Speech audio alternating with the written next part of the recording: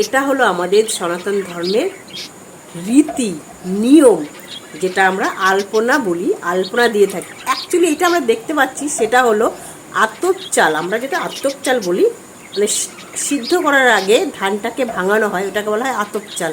ওই আতপ চালের গুঁড়ো দিয়ে এই আলপনাটা করা হয়, যাতে এই আলপনা করার পরেও সেটা নষ্ট না হয়, পাখিরা এসে খেতে পারে।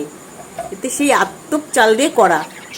তাহলে আমাদের সনাতন ধর্ম এত সুন্দর, এত সুন্দরভাবে পরিকল্পনাভাবে করা, যাতে একটা আলপনা করলে সেটাও যাতে পাখি খেতে পারে, কোনো জিনিস নষ্ট না হয়।